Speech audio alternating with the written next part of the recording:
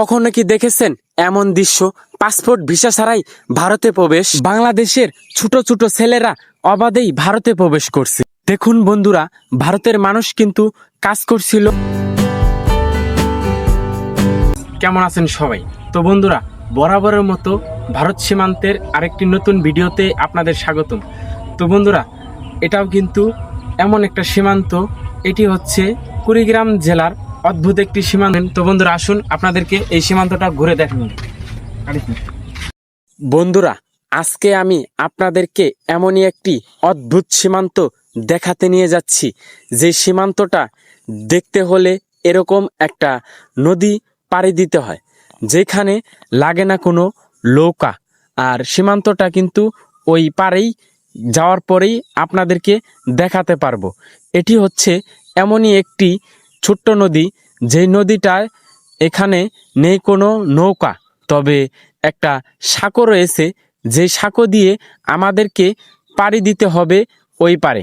ওই পারে যাওয়ার পরেই আপনাদেরকে দেখাতে পারবো আমি ওই সীমান্তটা। বন্ধুরা, কথা বলতে বলতেই আমি কিন্তু এখন এই পারে চলে আসলাম, আর আপনাদেরকে এখনই নিয়ে যাব হলো সেই বর্ডারে, যেখানে নেই কোনো সীমান্ত। খোলামেলা একটি সীমান্ত আজকের ভিডিওতে আমি তুলে ধরার চেষ্টা করব, তাই ভিডিওটা শেয়ার করে দিয়ে শেষ অবধি দেখার অনুরোধ রইল। এটি হচ্ছে কুড়িগ্রাম জেলার ভুরুঙ্গামারী উপজেলার একটি খোলামেলা সীমান্ত। তো বন্ধুরা, আসুন আপনাদেরকে এই নদীটা পার হওয়ার পরেই এই দিকটাতেই কিন্তু হচ্ছে ভারতের খোলামেলা সীমান্ত। এই বাড়িগুলোই হচ্ছে ভারতের বাড়ি। ইতিমধ্যে আমি কুড়িগ্রাম জেলার বেশ কয়েকটি সীমান্ত আপনাদেরকে ঘুরে ঘুরে দেখিয়েছিলাম। জানি না আমার ভিডিওগুলো আপনাদের কাছে কেমন লাগে। তো বন্ধুরা, এই সীমান্তে আসার পরে আমি রীতিমতোই অবাক হয়ে যাচ্ছিলাম। সীমান্তর পাশেই ছোট ছোট বাচ্চারা খেলাধুলা করছিল। তারা কিন্তু বুঝে না কোনটি ভারত আর কোনটি বাংলাদেশ।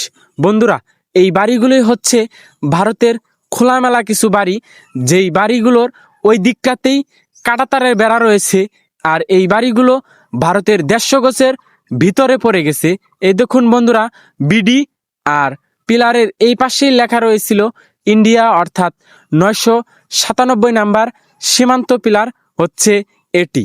এটি কিন্তু কুড়িগ্রাম জেলাতেই অবস্থিত। এই পিলারের কাছে আসার পরেই আমি অবাক হয়ে যাচ্ছিলাম যে এখানে ছোট ছোট বাচ্চারা খেলাধুলা করছিল আন্তর্জাতিক সীমান্তের পাশে। বন্ধুরা, বাচ্চাগুলো কিন্তু এখন পাসপোর্ট ভিসা ছাড়াই ভারতে প্রবেশ করলো, কারণ এই দিকটাতেই লেখা রয়েছিল বিডি, আর তারা কিন্তু বাংলাদেশে নেই। আর এই পাশেই রয়েছিল বাংলাদেশের একটি গ্রাম, যেই গ্রাম থেকে আমি আসছিলাম ও আপনাদেরকে দেখানোর চেষ্টা করছিলাম দুইটি দেশ কিভাবেই খোলামেলা হয় এবং কিভাবে ভাগাভাগি হয়ে যায়। 1947 সালে এই দুইটি দেশ অবাধেই ভাগাভাগি হয়ে যায়। কোনটি ভারত কোনটি বাংলাদেশ, এই সীমান্ত পিলারটা না দেখলে আপনারা হয়তো বুঝতেই পারবেন না। তো বন্ধুরা, এই হচ্ছে বিডি, আর এই সামন দিকটাতেই দেখতে পাচ্ছেন ভারতের মানুষ কাজ করছে ও খোলামেলা কিছু বাড়িও কিন্তু এইখান থেকে দেখা যাচ্ছিল। বন্ধুরা, এটি কুড়িগ্রাম জেলারই একটি খোলামেলা সীমান্ত। অবাধেই ভাগাভাগি হয়ে যাওয়া এই দুইটি দেশ বাড়ির উঠানেই কিন্তু এই সীমান্ত পিলারটা পড়ে গেছে। বন্ধুরা, এই আন্তর্জাতিক সীমান্তর পাশেই এই গ্রামের বাংলাদেশের ছোট ছোট কিছু বাচ্চারা খেলাধুলা করছিল, যেটি দেখতে অনেকটাই ভালো লেগেছিল আমার কাছে। আমি জানি না আপনাদেরকে এই ভিডিওর মাধ্যমে কতটুকু এই সীমান্তটা ঘুরে ঘুরে দেখাতে পারবো। বন্ধুরা, আপনারা হয়তো এমনটি এর আগে কখনো দেখেননি। আর এই দেখুন বন্ধুরা, ভারতের মানুষ কিন্তু অবাধেই তাদের জমিতে কাজ করতেছে। এর এই বাড়িগুলি হচ্ছে ভারতের বাড়ি, আর এই দিকটাতেই হচ্ছে বাংলাদেশের একটি গ্রাম, যে গ্রামের ভিতর দিয়েই আমি আসলাম। এখানে বলা যায় দুইটি দেশের একই গ্রাম। বন্ধুরা, এটি দেখার মতো একটি সীমান্ত।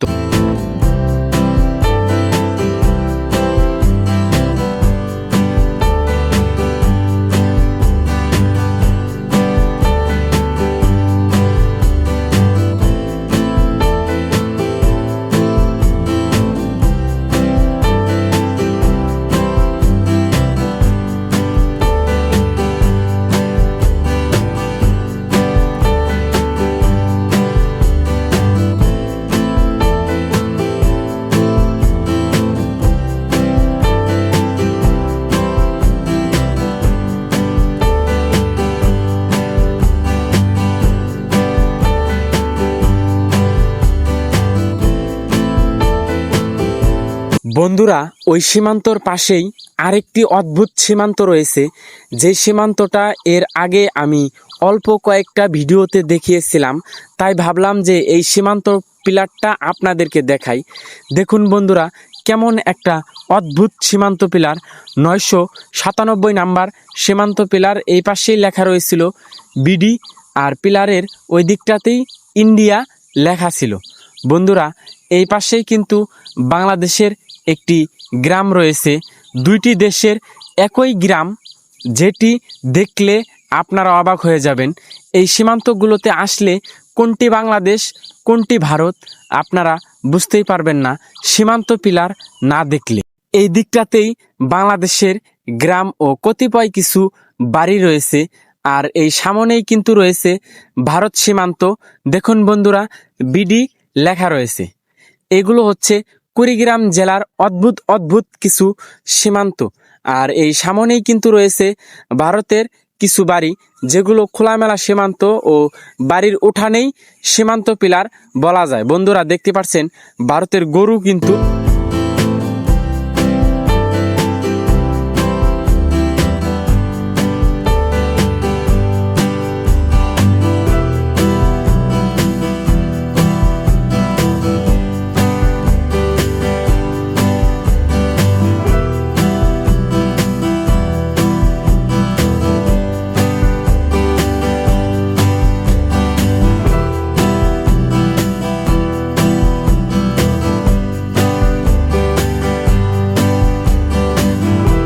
এই ভিডিওটার শেষ অবধি সাথে ছিলেন তাদেরকে অসংখ্য ধন্যবাদ।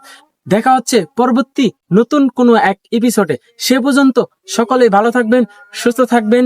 আল্লাহ হাফেজ।